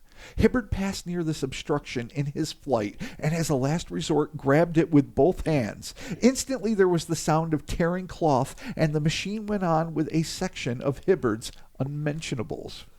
While Hibbard himself fell precipitously into the run. He related his experience to several neighbors and despite their grins of incredulity, firmly maintains the truth of his story, end quote. Yeah. Okay, well... His neighbors might have been understandably skeptical, but according to the report, there were those who reckoned that Hibbard's tale was true, or at the very least that he believed it, claiming, and this is a quote, Hibbard's reputation for truth has never been bad, and the general opinion is that either he had him or dreamed this remarkable experience, end quote. Okay. All right. Modern researchers have confirmed the existence of Hibbard and most of his fellow witnesses. And though skepticism must be maintained, one can't help but wonder why someone would subject themselves to the ridicule which would absolutely accompany any public reports of airships, anchors, and ripped underwear. Hibbard's would not be the last run-in with an anomalous anchor that would occur in the United States. According to a story printed in the pages of the Houston Daily Post on April 28, 1897, the citizens of Merkel, Texas, had an odd encounter with an illuminated airship which, out of character for most accounts, one eyewitness allegedly claimed was cigar-shaped. Here is an excerpt from the story. Quote, Merkel, Texas, April 26. Some parties returning from church last night noticed a heavy object dragging along with a rope attached. They followed it until in crossing the railroad, it caught on a rail. On looking up, they saw what they supposed was an airship. It was not near enough to get an idea of the dimensions. A light could be seen protruding from several windows, one bright light in the front like the headlight of a locomotive, end quote. As if that weren't bizarre enough, the parishioners had a face-to-face encounter with a uniform-clad member of its crew, according to the Daily Post, quote. After some 10 minutes, a man was seen descending the rope. He came near enough to be plainly seen. He wore a light blue sailor suit, was small in size, and this is the first time they mention someone being diminutive. Which to me is important, but we'll get to that. Right. He stopped when he discovered the parties at the anchor, and he cut the rope below him and sailed off in a northeast direction. The anchor is now on exhibition at the blacksmith shop of Elliott and Miller and is attracting the attention of hundreds of people, which is like thousands in today's numbers. Tens of people. Tens of people. Yeah. Come to see the anchor. Yeah, literally 7 people were there. I'm like, oh, there's a fucking anchor. All right, sweet. Should we suppose that the blue-clad sailor cut and run due to the fact that so many of his ancestors have been accidentally or intentionally killed by curious human beings? Or is this a case of the creative journalism that was so prevalent in that unrestricted era? Did this piece's enigmatic author fill empty page space by simply updating a piece of folklore from his childhood, or was there something more to it? Either way, whatever became of this and nearly every other allegedly alien artifact is, unfortunately, unknown. At some point during this flap of arcane anchor antics, a farmer, whose exact location evidently went unreported, watched in stunned horror as one of his cows became hooked on a skyship anchor in a similar fashion to Hibbard, with presumably dire results. Sadly, neither the outcome of this odd encounter nor the fate of this unfortunate bovine were disclosed, but it seems likely that the climax of the story would have been a bloody fuck-sucking mess. Yeah, tear that cow right in half. I mean, an you anchor, can't just anchor a cow. you can't just hook into a... I mean, he's not wearing trousers. You're up in the flesh. Yeah. All right, well, there you go. Dead. Dead cows, torn trousers, and swimming sailors aside, we are left with the question. What kind of vessel can slip the surly bonds of Earth but still require an anchor to perch itself into a stationary position? It defies the imagination. Are these actually high-tech vehicles cloaked to appear more pedestrian to the indigenous population? If so, the UFO-nauts made a gross miscalculation. And what of our ostensibly diminutive, occasionally blue-clad sky sailors? Can these eyewitnesses really be describing living, breathing, and sporadically suffocating beings? Are we dealing with atmospheric terrestrials? Yeah, a new terrestrial for the Pantheon. Nice. Visitors from Magonia or some other far-off mystical world? Or is this all a grand pile of hogwash? The two competing theories as to the origins of the demon ships at the time were that these devices were the result of some Tesla-level genius's efforts in a home lab, and that eventually, following all of these test flights over the American Midwest, the inventor would reveal himself and his device and claim world renown and untold riches. This, of course, never transpired. Others feared invasion from a hostile foreign power due to the fact that a few of the face-to-face contacts made by the pilots of landed airships involved individuals who were reportedly of Asiatic origin. That reminds me of Men in Black reports too. Yeah. And I they said Asiatic. Got to remember it was simpler time. I really think they're talking the way they describe it Eurasian. And I don't know if that involves time travel. I don't know what it might involve, but it's an interesting footnote, and it doesn't. And we can't go any deeper because there's no way to know. The second theory was the more bizarre of the two, especially for the time. But there were those who contended that these airborne anomalies, as an article published in 1897 in the 1897 edition of the Washington Times put it, quote, a reconnoitering party from Mars. Still others, as always happens, feared it was the spearhead of a Martian invasion that was going to utilize, as in a letter printed in the 1909 copy of New Zealand's Otago Daily Times, atomic-powered spaceships. Neither seems very likely. Despite their ability to defy gravity, the archaic nature of the demon ships would seem to rule out the potential for interstellar travel. Besides, how can a vehicle capable of traversing the infinite depths of space or the unfathomable interdimensional gulfs require a tool as primitive as an anchor to stabilize their fucking craft? But for the sake of this discussion, let's assume that at least some of the accounts are true. Then what are we to make of these lighter-than-air atmospheric mariners? They seem to float through the air with an apparent lack of protective gear, as if they can, at least partially, breathe in our atmosphere, yet are unable to acclimate to the pressure or oxygen levels on the surface of the planet. It's not hard to see how for some this invokes legends of fairy folk who seem capable of incredible feats without the apparent benefit of technology. Though it makes absolutely no sense that beings that are capable of continuous flight would not be aware of the dangers posed by the atmosphere of Earth. And if they're able to make huge, soaring ships, why didn't their crew members come equipped with the equivalent of a deep-sea diving suit in order to prevent the apparent asphyxiation suffered by so many of their ilk, when they could have simply built a diving bell or another protective device? And if they're supernatural entities, how could they suffocate to begin with? What are the rules when magic is involved? Mark, I ask you this question. What are the rules when magic is involved? Yeah, exactly. The rules. Nobody knows. Don't even pretend you know. There are no rules. Did they not sigil No, themselves I'm into a sure protective there are state? rules. There Yeah, has to be it rules. depends on what kind of magical system you're following. There could be rules. There might not be rules. Oh, you're okay. Okay. I know what you're saying, even though you're making it up. Listen, But we'll get to the rules later, Robert. Whether we're dealing with myth, parable, fairies, aliens, tourists from another dimension, metaphysical manifestations, or an as yet undiscovered species of atmospheric humanoids, and yes, we're not doing that, but I had to say it. We kind of have to do that. Yeah, we have to do it. All right, The it's fine. floaters. The floaters, that's what we call them. Yeah. floaters, like the shit I see in my eye. Exactly. Because I'm they're- old. Yeah. I get it out of the corner of my right eye. I'm That's like, what we're seeing interdimensional entities. glaucoma. Fuck. You know, when I used to see fucking floaters, I have to admit, when I was young, I used to see them because, my eyes have You always freak fucking out? blown. Me too. No, I thought I was seeing bacteria. Oh. Because they look like amorphous. I know what you're saying. No, they single-cell paramecium things. and- Yeah, yes. exactly. I like, know what they're you're lacking saying. a flagellum and cilia, but I was Yeah. like, oh, I see you fucking common No, cold. It's our Yeah. It's our shit eyes. No, I know, but I was Yeah. a kid. I was a kid and I was Yeah. doing my best. Now it's just a sign of death. yeah, the slow No. decay.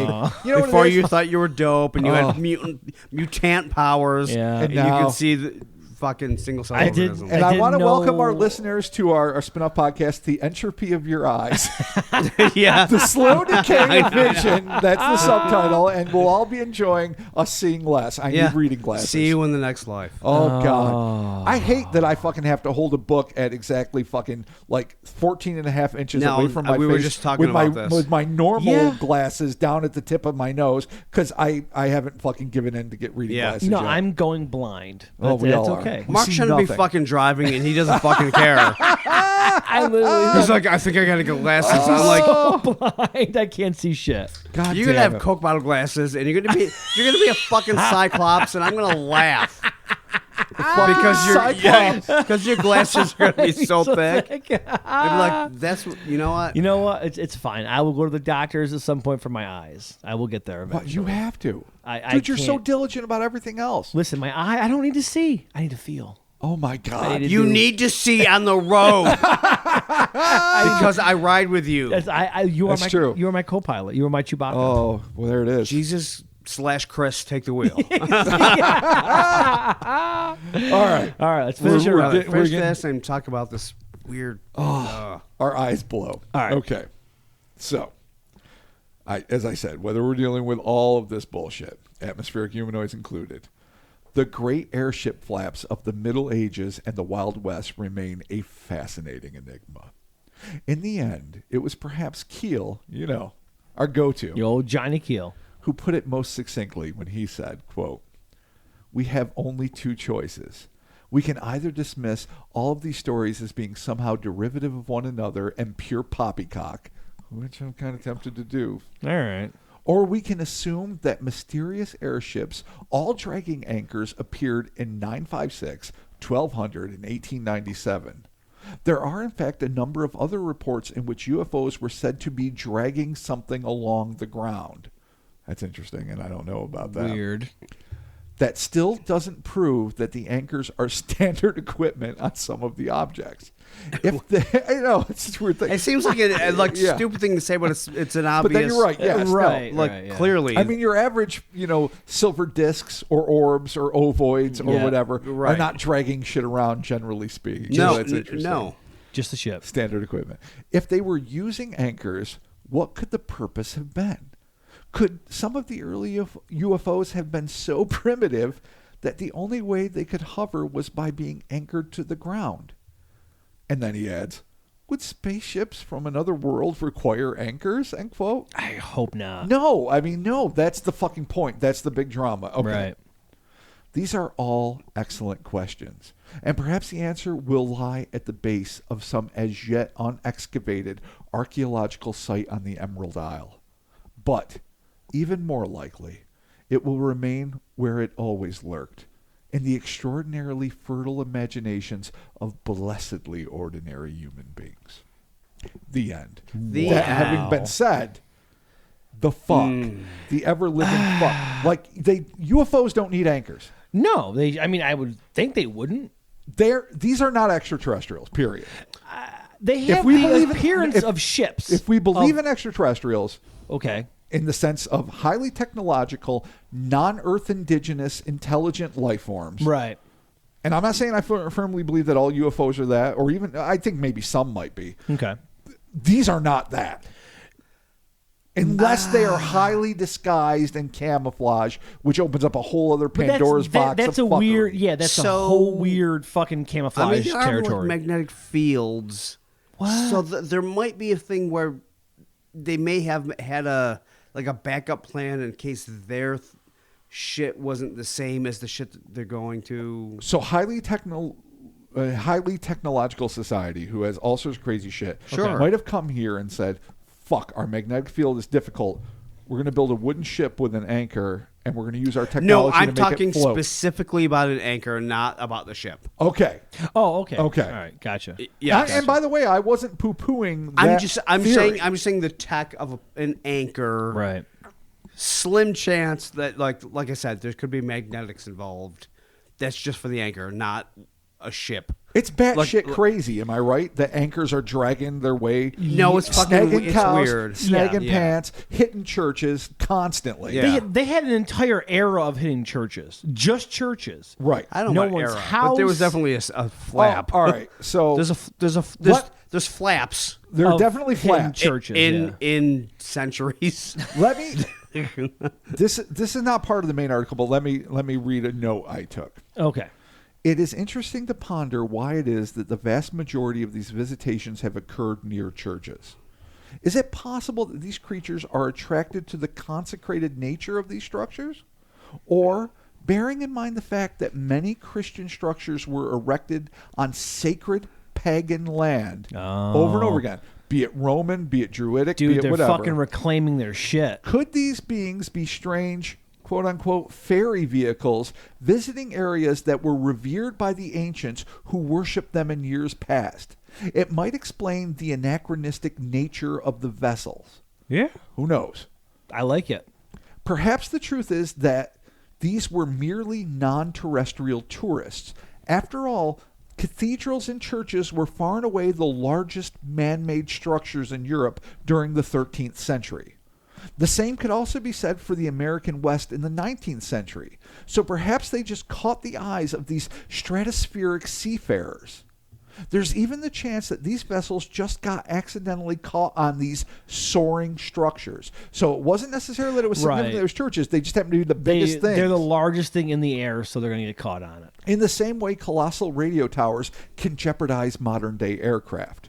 So if we rule out ETs, angels, elves, all this bullshit, they're just, it's structurally, it's tall. Yes. That's it. Okay, all right, that actually makes sense. So I just threw that note in there. No, but, I mean, it but does nothing's make sense. bigger than a church. Now, I'm not saying these are Notre Dame. These aren't like the sweeping cathedrals of Europe. Right. These are just churches They're in still Ireland pretty big, and wherever. Yeah, but why not in city? No, well, not cities, but there had to have been something at least comparable. You're right. At the time, why always seemingly holy ground? Well, that's the thing.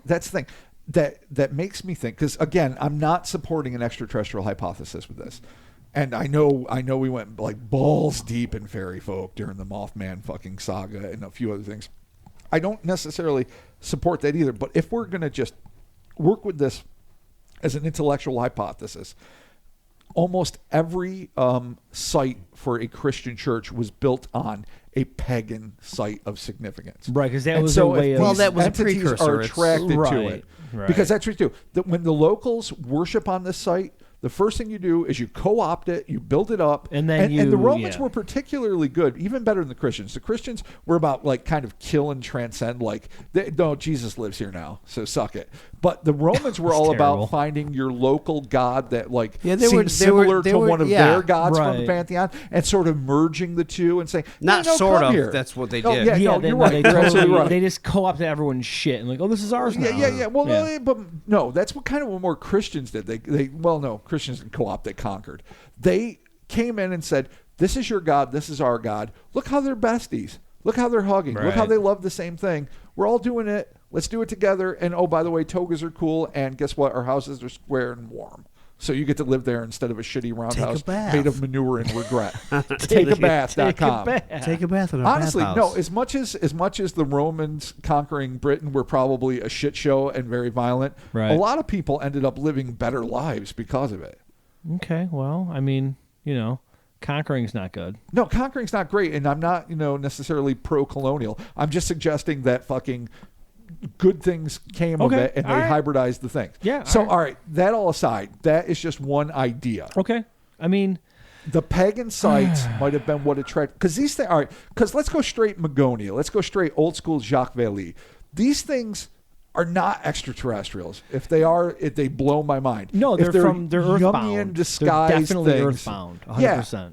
Yeah. And so, I mean, there's ships in the fucking sky. Yeah, sure. Yeah, but I mean, how these crew members are acting when they're coming down to drop the anchor or release the anchor. They're literally acting like they're swimming in the sky. Yes. Which makes me think that maybe they're on some other different level of reality. I know I don't want to go there. I don't want to be that guy. No, but I'm going to be that guy. you want to say interdimensional. Nah. Just say no. Say No, you're say saying what your it. heart- Say what your heart is Don't singing. stop it. Say what your heart You're is saying- singing. yeah. you're saying HR is going to send you some serious fucking text messages, you sons of see. bitches. HR puff and stuff is going to send me a message. Yeah, exactly. They're acting like they're like literally like you're talking about like a sea above the earth. Well, one Where- person referred to it as that. Yes. But in all the sightings though, it sounds like they're all swimming down, Yeah. All right. So let's just look at this objectively. which is fucking super weird. It's fucking weird. This isn't a typically extraterrestrial period because it's not, No. technological. It's not this. These No. are things that are. All right. So boats can't float in the fucking sky, and We- people we people agree. can't swim in the air.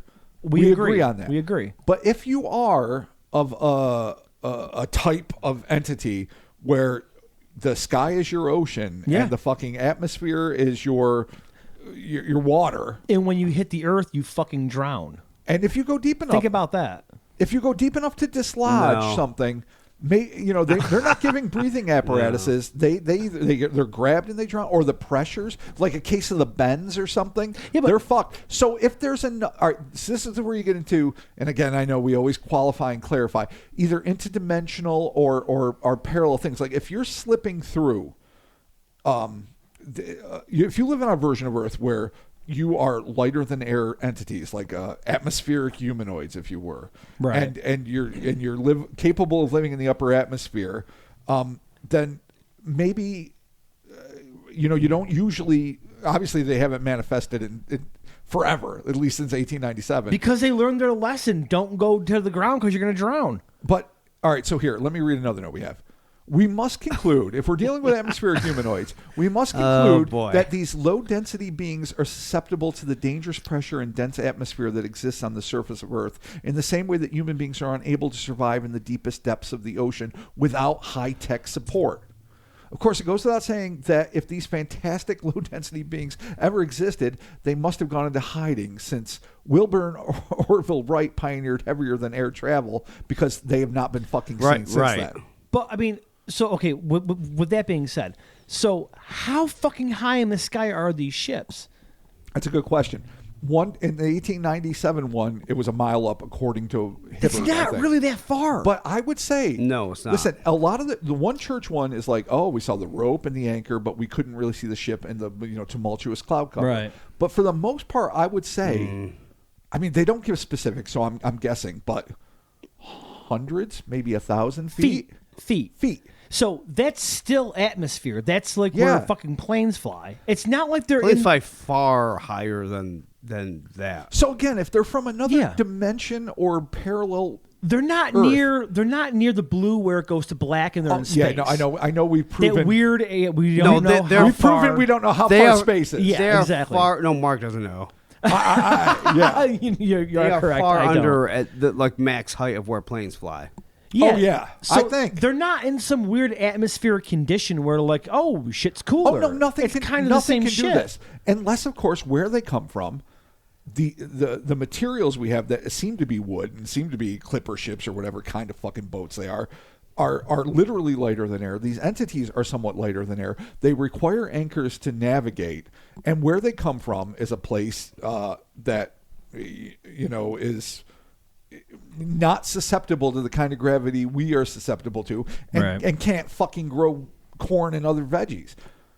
So they Well, require that's Sky Wizards. That's they that's- require earthbound fucking sky wizards to create storms so they can go in and fucking grab Right. the riches, give them to sky wizards. Sky wizards give them Yeah, vegetables, this is a and whole- they this go is a wherever the fuck they go to eat different- said fucking corn on the cob. I mean, if we're gonna say that Magonia is some other sort of civilization that is coexisting with our own, well, isn't that what it's supposed to be? yes. It's so fairy world. Initially, it's, yes. it's through a initially, vortex. yeah. So if they're just coming in to get supplies, and then they're leaving, and they have a pact with the Storm Wizards to do this, I mean, it's A blood oath. It's a weird economy that we're just we were a part of at one point. Why aren't we now? I'm No, Right. I know it's probably irrational bullshit. We all know it. But Right. let's just entertain No, the but notion if it that this happened, existed. you have to understand why that ended. And Right. is it Brigadoon-like in the idea that Oh, that village that Brigadoon. shows up every 100 or like Right. fucking 2000 Maniacs with Herschel Gordon Lewis, God bless him. Oh, Herschel fucking Gordon. where just something appear like do they manifest in our world after a certain period like 1300s, But I mean, 1800s, if their technology, 2300s. if the technology of Magonia advances, sort of like how ours Well, advances, it would be faster than ours. It will 100% faster. Unless, of course, the skies are really their ocean, and then they weren't any more advanced than us. But then again, I don't know if a sailor, if a clipper ship or some sort of like old wooden ship had its anchor caught on something, Right. they would not send someone down to get it, because that person would drown or not be able to do it. Right. Period. So to me, the fact that even if this just happened once and was repeated over and over again, so it became the mythology that becomes infinitely repetitious, even if it happened once, this person goes down and either he drowns or he manages to escape. It means that to a degree they can breathe in our atmosphere. Mm-hmm. They might be susceptible to the denser pressures of closer to Earth. But this dude who swam through the air down was capable of fucking doing that. Yeah. Totally. And capable of struggling with an anchor. And then capable of getting close enough to fucking people who were asshats enough to be like, oh, I need a piece of this. Oh, you're Right, you're and a then they fucking, kill 'em, yeah. You're a wondrous fucking And don't forget entity. the other people that got stoned. Oh, yeah. By the Leon anti-Semitic people. fuck, yeah. Yeah, no. Agobard, fucking, that Piece of Agobard. shit. twat Fawn. burger. Fucking Agobard Agobard Fawn. Fawn. I know. I don't know, Lego man. my This- Agobard, okay? Unless this is some weird like contrapositive universe where What does that mean, Our air contrapositive? is our water is Their the same air? as their air. Otherwise, There's gotta, Chris might be onto something. There's gotta Oh, be. shit. I can't. There's I gotta can't be a figure out why this mythology makes sense. where there's why would you have ships? creatures why would living there anchors? Why creatures would there living be... in the surface. I mean, we talked about it with atmospheric monsters. Oh, totally, yeah. Fucking, 100%. but we've always talked about like man-eating amoebas and fucking, Right. flying clams and fucking your sucking blimps. Fuck you guys. And we've talked about all of this shit ad infinitum. But if there are like different levels of pressure, nobody sees like the ships in the orbit. Right. But maybe there is something to it. It's idiotic. I know it. Dude, It's NASA would totally ridiculous. see this shit. NASA 100% would see this shit. Some Pirates of the Caribbean shit in the sky. They would see it. Well, recently, sure, but that doesn't explain why it looks like they were swimming, right? It doesn't, because it says they look like they were in water. That means like there's hair, it's that fluid movement. That wouldn't, if it's just a breathing issue or whatever, I don't think your hair would be, that would be different. That's also the wicked pisser. You don't get, you get a blue uniform and not too tall in one description. Yeah. You don't get the full, you assume they're humanoid and very human-like. Otherwise, they'd say, oh, they had 3 eyes and were purple or whatever. Right. But they don't give you really accurate descriptions of these people. They don't tell you what's going on. They see they're sky sailors. The uniform's interesting, though. Yeah. A blue uniform and diminutive stature, that's interesting. And you know what's happening? It's some Hubbard shit. That is, dude. That is definitely some Hubbard shit. Oh, it's L. Ron is the Dills. Yeah, exactly. 100%. It's a fucking Sea Org there, dude. It's really kind of fucking befuddling. And again, like say, we talked about why churches. Well, they're the biggest things. Maybe they're looking for the pagan ground that these churches were built on. But you'd also think that they would be used to, if this happens time and time again, don't drop your fucking anchor near there. But if it's a pilgrimage or if it's something sacred, you do it. But my mind is this: it either didn't fucking happen, which I think we all can really accept, or it did happen once, and the story was retold with variations multiple times. Or something, some big thing happened, Some big thing happened. Then it steamrolled, sure. And it steamrolled, and it became something that made things popular. And I don't think 15 churches had this happen, and they all melted the anchors into various door hinges and fucking cod pieces and whatever the fuck else they did. Yeah, but if it did happen fucking just once, then you got to be like, who are these fucking things? How did this happen? Was it even a traditional anchor? Was it some weird thing that the closest analogy these people could come up with is a boat anchor? Sure. And is it really a ship? Could it have been something metallic? Could it have been something else? They didn't say it was made of fucking wood. No, they don't ship. say. So, this really could be something more traditionally extraterrestrial with some weird tethered object, or maybe a thing that crashed off of it, kind of like Kecksburg, but they don't have a fucking word for it or a way to fucking acknowledge it. Yeah. But they seem to be so confident. They're not saying like this is a ship. We presume they're saying this is legitimately a ship, and this is legitimately a sailor, and this is a rope, and this is an anchor. So that's what the problem. Fucks you up. Yeah. That's the problem with that is they're definitely like this is what it was. So you picture like a pirate ship and like, dude, it's Johnny Depp in the sky, dude. He's fucking doing his shit. But you might have to take even though I'm loath to say this, but you might have to take a thing like from like Book of Revelation, and you have to be like, what did they think when? What do they have to say? They only have a frame of reference. You have to contextualize it exactly. Right. And so like, it's a ship, even though it could be a Borg cube. All right. It's a Borg cube. It's a Borg cube. Holy shit! I'm going to throw this out there, and this is going to kind of maybe piss on the parade a little bit. Bird of war for the cowboy. Oh, shit. sorry, shit, bird of prey. I'll give you credit for that. Thank you. You tried. I tried. And I know you're a Star Wars man. Yeah. So, I was going to say, I was going to ask if it was like a fucking Star Destroyer, but I didn't. So, whatever. I appreciate you. In the March 7th, 1897 edition of Utah's Salt Lake Tribune, a retelling of the classic Cloera cloud ship mystery in an article titled A Sea Above the Clouds, Extraordinary Superstition Once Prevalent in England, unquote. The article predates the Sioux City event by almost a month, and it's hard not to assume that it may well have been the inspiration for Hibbard's harrowing encounter. Oh, shit. Or, again, okay, the invocation of something like this, if you want to go truly supernatural, is sometimes enough to manifest it. So like your will and intent is making it happen? The skeptical side, the part that I actually err on the side of, says, all right, somebody wrote this legend down and some fuck all, but then again, who knows? Because, this guy would have ruined his reputation by copping to this. It doesn't help him. Or does understanding that it could happen allow it to happen? Well, if you're talking about will and intent, yes, but it's a whole other pod. There's billions of people that have some sort of... Exactly. You'd be seeing shit all the time if that was the case. No, I know. And Chris is right. We talked about it not that long ago. Yeah, I'm right. Yeah, no, I'm agreeing. I'm always right.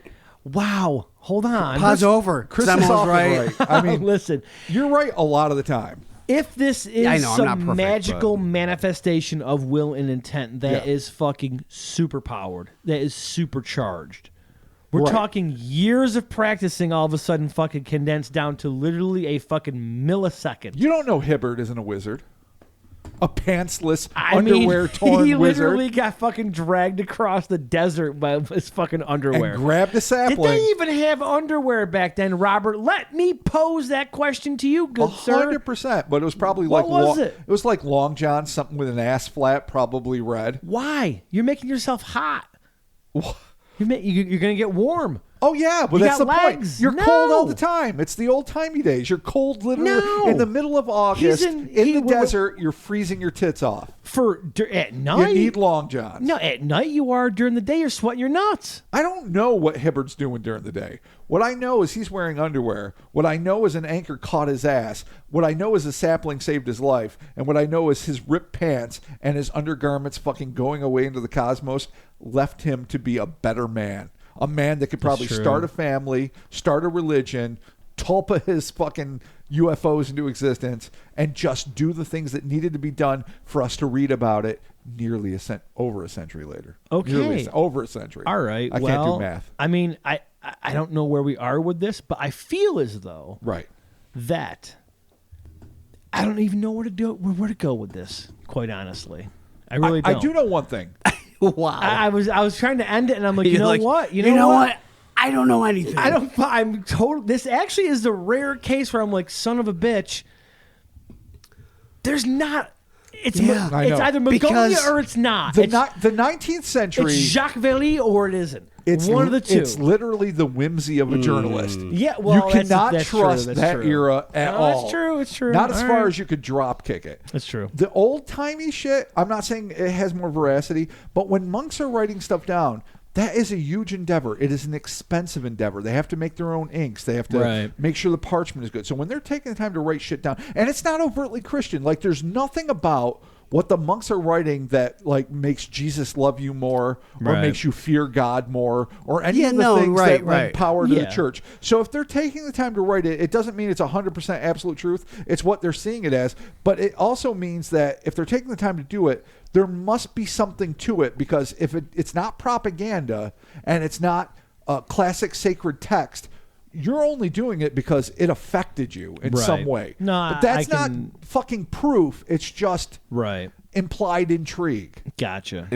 Implied intrigue. Implied intrigue. Well, yeah, that's what a lot of texts like that are really. Sure. Like, Yeah. when it comes to that, yeah. I mean, granted, we could say that it was a UFO using some weird fucking camouflaging technique, but it just doesn't seem like that's the case. No, I mean, it hooks No, onto a railroad if you're wanting to track or hide something. yourself, I think there's Why a better would way you to do you- it than you're a making ship yourself and an more anchor. fucking known, Yeah, honest, by make dropping yourself a a fucking cloud and an invisible anchor. How about that, fuckers? Yeah, exactly. There you go. And Perfect. an anchor. And I love the story in the Wild West where it dips down pretty low, shoots the anchor down, Right. uses it to gouge a turn in the earth as if it's like some primordial Tokyo drift, and hooks a Yeah, fucking yeah. left or whatever. Like Yeah, when you right. got like one of those sleds that have the fucking levers on it, and you're fucking Exactly. hitting Just it, so and you you're hit it, turning. right. spin, yeah. Yeah. That's exactly. that's the anime part of it. What It's the like, fuck is going on? Yeah. That is the Attack on Titan fucking those sweet things they got where they fucking which can- wouldn't work at all, fuck- but I love Oh, you watching haven't for you every haven't watched second. I know. the season. I need Oh, to I have catch up. been, I and need it's to- extraordinary. I need to catch up. It's too much. I'm not saying there could be skyships Oh shit! Really? Fuck. and anchors. Oh, shit. Attack on Titan was always the truth. Maybe the whole reason this happened is because the universe needed to build Attack on Titan. There you go. That has And that it. You really know makes what? sense to me. That to me right there is a proper ending for this podcast. Pop culture is always the epiphany that reality is trying to build. And I think people that love entertainment know that in our hearts. We know that everything exists only so that we can have our imaginations expanded and we can enjoy things more. Ergo, booyah, de facto. Ergo, booyah. So de I facto. can be a stormtrooper. Is that what you're saying? Absolutely do. Dude, you were. You I always was. were. Oh, I Mark, always was. You always were. Yeah. Is that what you tell me? You were when I- never not when a I'm facing stormtrooper. the corner and you're ready to shoot me in the back of the head. You're like you always were. If 2020 has taught me anything, Oh God. I know, the right? universe exists to make manifest what it is that you fucking want. Exactly. To see and be. Reality is a shit show so we can fucking live in the fantasy that we need. I love it. I love it. The Thank Buddha you. could have said it better, but I said it right. You are. Yeah, no, Buddha. I'm just go for it. I'm Just your fat ball you are. friend. keep So, saying yeah. platitudes. I'm in. Yeah, Like, you've got tech keep and doing hair. it. I love it. Thank you all so very much for joining us. Cryptonaut Podcast. Holy shit. HellerSpace.com. Get yourself some merch. Buy shit. Don't buy shit. I don't care. It doesn't matter. Do We're whatever. together again. Whatever. We are together again. It doesn't Exactly. matter what happens. I don't even know how Thank this is going to you. be edited. This is going to be an editing marathon for Christopher. Oh, But I mean, before come on. we end the podcast, obviously, Come on, Patreon, indeed. patreon.com/Cryptonaut Podcast. Do it. Check that out. We have some more Patreon content coming in the next month or so. Be sure to check that out. Over these pandemic times where we have not been together, and we really haven't been together since like Christmas, even No. before Christmas, I think, right? No, the second Mothman episode, I think, is the last time we were Yeah. all in Yeah, actually proximity. in the same room as each other. Yeah, absolutely. So we have been blessed and extremely grateful and just to receive gifts from some listeners. Oh, fuck yes. So we're gonna give some shout outs real quick here. We have Amanda's Kitty's Titties Read sent us. Kitty's Titties. It was via our Discord Secret Santa. She sent us some super awesome handmade. Christopher got the Mothman. The Mothman. Oh, dude, that Mothman. I got a is- Nessie that Rob I got am Nessie. so in love with. Yeah. I'm Yeah. probably going to marry it someday. Thank you so much. I finally got to touch that thing, and I'm like, it's ethereal. It is transcendent, and I am going to fucking put it in a place of honor where I will cherish it forever. No, I got the Flatwoods Monster actually, Which which is is super dope. dope. It is dope. Yeah. It hits a spot. It- Like it- when I saw it, I'm like, oh, I yeah. know, no, and it's- the way it's the me. way it feels, like I I don't even know. know. Yeah, Did you yeah. make it out of magic and discarded dreams? in I don't know love. what Yeah. happened. Amanda Kitty's Titties came through for us. Amanda, you Thank are you. the jam. Thank you so very much. Also, too, I want to give a shout out to Feisty Gal. She Oh, hell totally yes. hooked us up with a bunch of Oh super my cool God. shit. We're surrounded by Holy the shit. wickedness of your Sasquatch loving ways. Yeah, there is just so much cool shit here from Feisty. I mean, literally, the Mothman pops, the action figures, the Oh, I cool know. squash things. They're all a Feisty part of the Gal, studio son now. of a bitch. You are just the jam. And when we talk about radiation, we fuck it up. She lets us know. Oh, yeah, and she I knows. appreciate that about her. Yes. 'Cause- The last episode that we did, though, the Gamma Ray Killers Part 2, we weren't off. We weren't? No, we were sort of close. Oh, good. Yeah. So thank you, Because we Feisty don't Gal. know shit. Like, Oh, what we know about radiation is literally mid-60s you guys trying to be Stan Lee. physicists? Yeah, we're and you awful. failed. We are dumb. Yeah, well, we're dumb as That's shit. how you turn the Cyclops, and you can hang out with Jean Grey. That's all right. I'm done Exactly. too. Exactly. Yeah. No, we are complete shit. Clearly in Hulk 147, it was proven. Exactly. The gamma rays. Exactly. So also too here we have Athena Fancy Pants Bouvier, Bovier. I think it's Bouvier. Bouvier. Oh, it's so Bouvier. beautiful, so French. So she Bouvier. says to us here, as promised, I have enclosed 3 dapper fuctopuses and 3 Aztec death whistles, fresh from the 3D printer.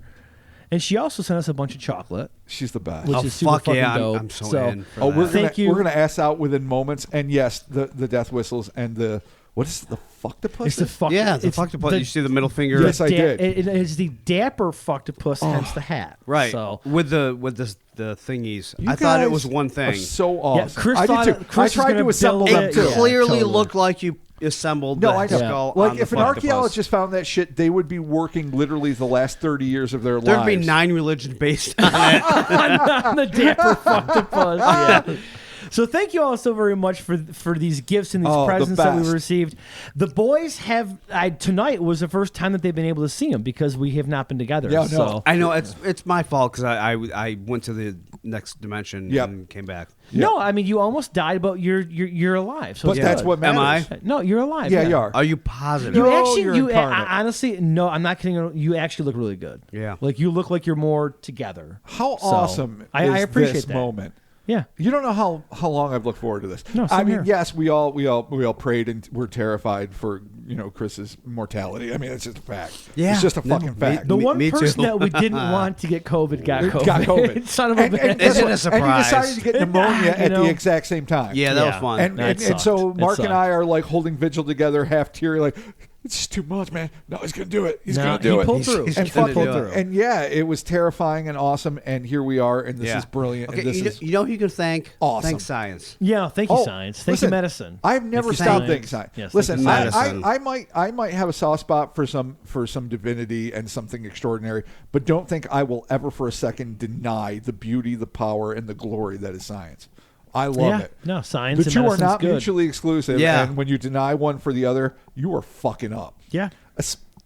Especially when you're denying the science part. Don't Yeah. deny that part. No. Yeah, but- don't do that. No. If you think just get tested. If you feel a little bit awful, just go to the go. ER. Yeah, Do if you can get Trust the me. vaccine, get the vaccine. If you can get tested, get There tested. are people who love Keep you. yourself safe. Don't take Yeah. a chance. Don't Exactly. be bold. Don't be a man's man or a woman's woman.